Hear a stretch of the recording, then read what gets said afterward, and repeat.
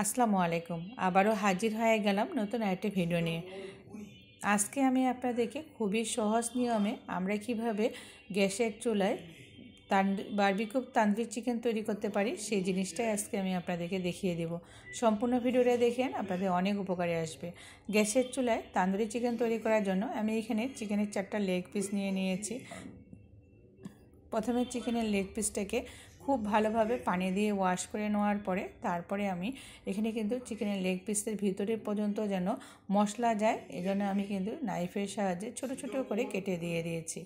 তারপরে লেগ পিসের মধ্যে মশলা দিয়ে দেব। মশলার মধ্যে প্রথমে দিয়ে দিলাম আদা বাটা, রসুন বাটা, এরপরে এর মধ্যে দিয়ে দিলাম লবণ, তারপরে এর মধ্যে দিয়ে দিলাম হলুদের গুঁড়া। হলুদের গুঁড়াটাকে দেওয়ার পরে তারপরে এর মধ্যে দিয়ে দিলাম জিরা ধনিয়ার গুঁড়া, তারপরে চিকেনের মধ্যে দিয়ে দিলাম গরম মশলার গুঁড়া। গরম মশলার গুঁড়াটাকে দেওয়ার পরে তারপরে দিলাম গোলমরিচের গুঁড়া। গোলমরিচের গুঁড়াটাকে দেওয়ার পরে তারপরে দিলাম মরিচের গুঁড়া, শুকনো মরিচের গুঁড়া। শুকনো মরিচের গুঁড়াটাকে দেওয়ার পরে তারপরে এর মধ্যে দিয়ে দিলাম তান্দুরি মশলা, চিকেন তান্দুরি মশলাটাকে দেওয়ার পরে তারপরে এর মধ্যে দিয়ে দিলাম ম্যাগি সস।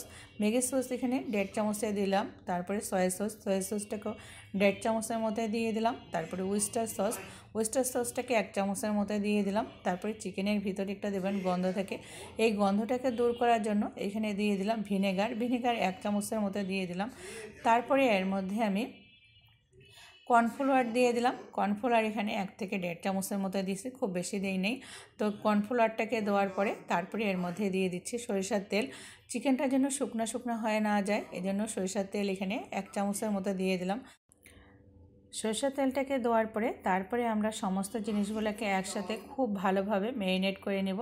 আসলে ম্যারিনেট করার কাজটা আমি কিভাবে করতেছি আপনারা যদি ভিডিওটা একটু হলেও খেয়াল করে দেখেন তাহলেই কিন্তু বুঝতে পারবেন। তবে আমি মুখে মুখেও বলতেছি, জানি না কতটুকু বুঝতে পারবেন, তাও বলে দিচ্ছি যে চিকেন আর মশলাটা যে আছে এই দুই জিনিস আমরা কিন্তু খুব ভালোভাবে হাতের সাহায্যে এই চিকেনের সাথে মাখায় নিয়ে নেব। এমনভাবে মাখাবো যেন চিকেনের প্রত্যেকটা জায়গায় যেন মশলাটা লেগে যায়। এইভাবে আমরা কিন্তু হাতের সাহায্যে নাড়াচাড়া করে মেশায় নিয়ে নেব। সমস্ত জিনিসগুলো মশলা আর চিকেনটা একসাথে খুব ভালোভাবে নাড়াচাড়া করে মেশানো হয়ে গেলে তারপরে আমরা চিকেনটাকে ভেজে নিয়ে নেব।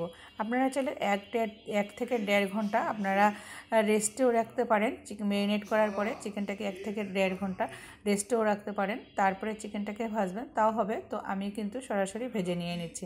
এই জন্য চুলার মধ্যে দেখেন একটা ফ্রাই প্যান বসাই দিয়ে দিলাম। তারপরে এখানে তেল দিয়ে দিলাম। তেলটাকে দেওয়ার পরে তেলটা যখন হালকা একটু গরম হয়ে আসবে, খুব বেশি গরম না, হালকা একটু গরম হয়ে আসবে, তখন চিকেনটাকে দিয়ে দেব। আর চুলার যে হিটটা আছে, চুলার হিটটা কিন্তু খুব বেশি বড় করে রাখবো না, মিডিয়াম হিটে এটা আমরা কিন্তু আস্তে আস্তে চিকেনটাকে ভাজবো। তাহলে দেখবেন চিকেনটা ভিতর সহ কিন্তু সিদ্ধ হবে আর খেতেও কিন্তু দুর্দান্ত লাগবে। আর চিকেনটা আমরা যদি জোরে হিট দিয়ে ভাজি তাহলে দেখা যাবে চিকেনের উপরটা পুড়ে যাবে, খুব তাড়াতাড়ি লালচে কালার হয়ে পুড়ে যাবে, আর ভিতরটা কিন্তু কাঁচা থাকবে। এতে কিন্তু খেতেও ভালো লাগবে না আর দেখতেও কিন্তু ভালো লাগবে না। যাই হোক আর কি, আমরা আস্তে হিট দিয়ে এটা কিন্তু আস্তে আস্তে করে চিকেনটাকে ভেজে নেব। ততক্ষণ পর্যন্ত ভাজবো যতক্ষণ পর্যন্ত না চিকেনটা খুব সুন্দর করে সিদ্ধ হয়, ওপরটা লালচে কালার হয় আর চিকেন থেকে একটা ভাজা ভাজা ঘ্রাণ না আসে, ততক্ষণ পর্যন্ত আমরা কিন্তু আস্তে হিট দিয়ে আস্তে আস্তে করে আমরা কিন্তু ভেজে নিয়ে নেব। আমার এই চিকেনটা ভাজতে 20 মিনিটের মতো সময় লাগছে। 20 মিনিট পরে আমার চিকেনটা দেখেন খুব সুন্দর করে কিন্তু সিদ্ধ হয়ে গেছে আর চিকেনটা দেখেন লালচে কালার হয়ে পোড়া পোড়া হয়ে গেছে আর চিকেন থেকে কিন্তু খুব সুন্দর একটা ঘ্রাণও বের হয়ে আসতেছে। যাই হোক আর কি, চিকেনটাকে আমি তুলে নিয়ে নিচ্ছি। তেলটা যে আছে চিকেনের ফ্রাই প্যানের মধ্যে যে তেলটা আছে এই তেলটাকে আমি কিন্তু ঝরা তুলে নিয়ে নিচ্ছি। চিকেনটাকে তুলে নিয়ে নিলাম। আমি এখন বাকি যে চিকেনটা আছে ওই চিকেনটাকেও কিন্তু ভেজে নিয়ে নেব। সমস্ত চিকেনগুলোকে ভাজা হয়ে গেলে ফ্রাই প্যানের মধ্যে যদি এক্সট্রা তেল থাকে তেলটাকে আমরা ঢালে নিয়ে খুবই সামান্য একটু তেল রেখে ওই তেলের মধ্যে আমি কিন্তু এখানে টমেটো সস, তারপরে দিয়ে দিলাম সয়া সস, তারপরে দিয়ে দিলাম রেড চিলি সস, তারপরে এর মধ্যে দিয়ে দিলাম ম্যাগি সস, তারপরে দিয়ে দিলাম ভিনেগার 1 চামচে দিয়ে দিলাম। সবগুলো আমি কিন্তু 1 চামচের মতো করে দিয়ে দিয়েছি। তারপরে এর মধ্যে আমি দিয়ে দিলাম ভেজে রাখা চিকেনগুলোকে দেওয়ার পরে খুব ভালোভাবে একসাথে এই মশলা সসের মধ্যে আমি কিন্তু খুব ভালোভাবে নাড়াচাড়া করে মিশিয়ে নিয়ে নেব। এমনভাবে মিশাবো যেন চিকেনের গায়ে খুব সুন্দর করে লেগে যায়। এইভাবে আমরা কিন্তু মিশিয়ে নিয়ে নেব। এভাবে আপনারা যদি কখনও চিকেন তৈরি করে না খেয়ে থাকেন তাহলে একবার খেয়ে দেখবেন, দেখবেন এই চিকেনটা খেতে কতটা দুর্দান্ত হয়। মেশানো হয়ে গেলে আমি পরিবেশন করে নিয়ে নিলাম। আমার তান্দুরি চিকেন তৈরি করার কাজ শেষ। দেখেন চিকেনটা দেখতে কতটা ইয়ামি হয়েছে আর কত সুন্দর করে সিদ্ধ হয়েছে।